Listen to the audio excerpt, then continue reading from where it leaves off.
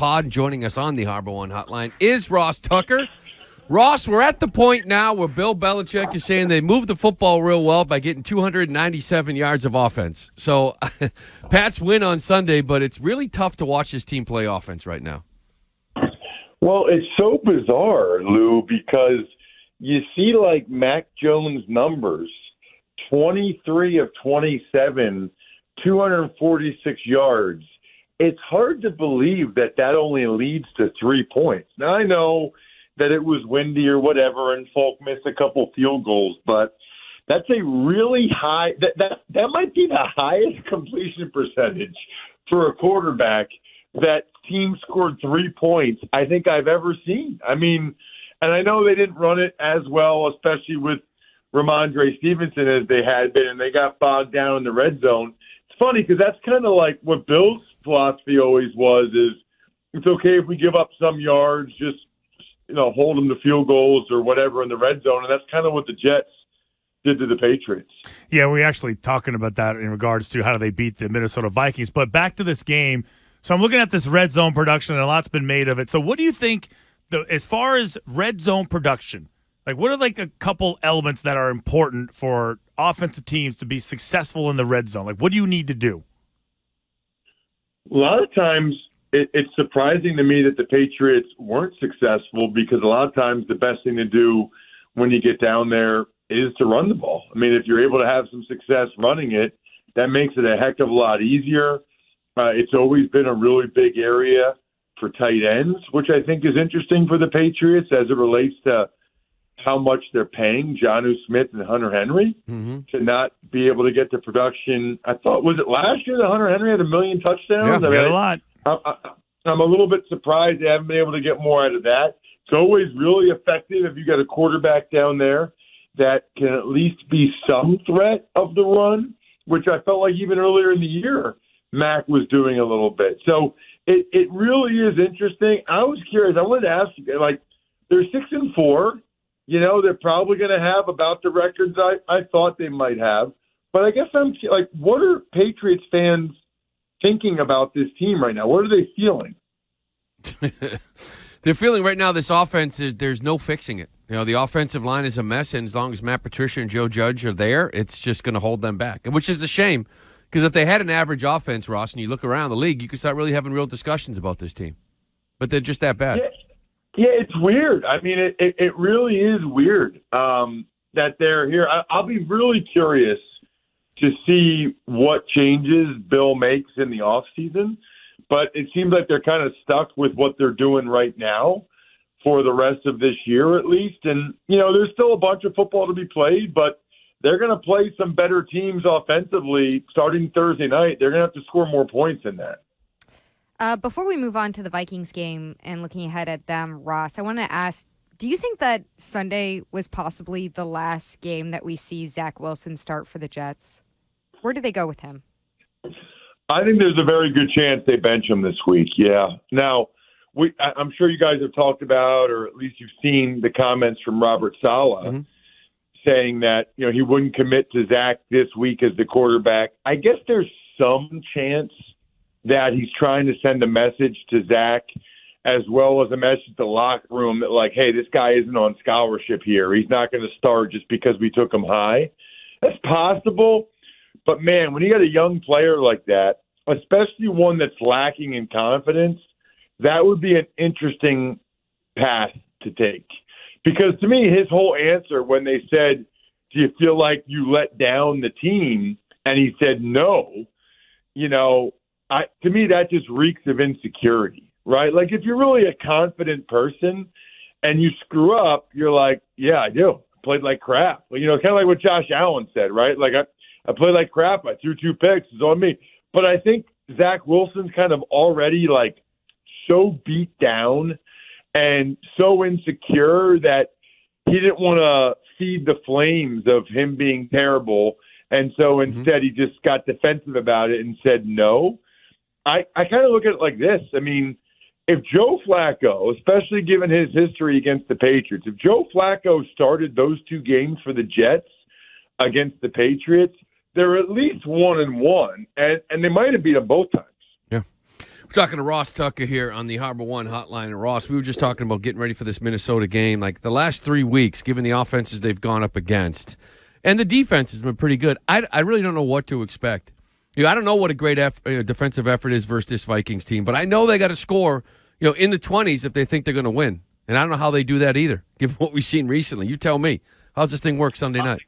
Thursday night? I would agree, and I think that the Vikings are going to have a bounce-back game. I mean, they just got embarrassed by the Cowboys, but that doesn't carry over. Like, it doesn't matter. If anything, to me, they'll have a bounce-back. And I haven't really understood all this skepticism about the Vikings this season. I mean, people are like, oh, are they for real? See, they're frauds. I mean, I don't know. They got the best receiver probably in the NFL, Justin Jefferson. Thielen's a stud number 2. Hawkinson is probably a top 6 or 7 tight end in the league. Now they have him. Dalvin Cook's like a top 5 running back. I mean, that's like all the positions. and the line's pretty good. The defense is much better than last. I think they're a good team. I'm not saying they're going to win the Super Bowl, but I think they're a good team. I think the spread is interesting on this one, with the Vikings being favored by 3. For whatever reason, that number feels about right to me. I think I can make an argument to both lay the points or to take the Patriots in the points, which means they probably have it just about right. All right, so we're talking to Ross Tucker. Now, Ross, former offensive lineman, right? Okay, so I would feel like you would have a good ability to kind of explain to us what you think they should be doing offensively. Like, what type of run plays should they be calling? Because you look at that right side of the offensive line, you look at the left side, you look at really almost every position, they're struggling. Like, what would be your I guess your advice to whoever is calling plays? Like, what type of plays to run based on the skill that you have on that offensive line? Well, it's funny because I've always thought that, especially when you're struggling up front, some of the easiest plays to call are the outside zone plays and then the boot off of it. Oh, no. And I say that because – what's that?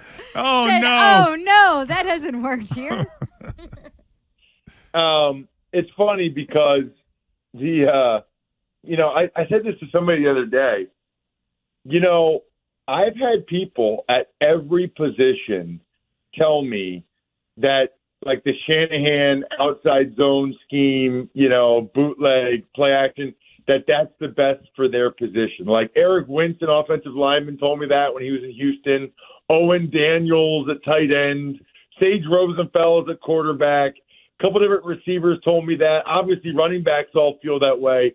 Like, if every guy that's ever played in that system says that the system is really good for their position, it's probably a pretty good system.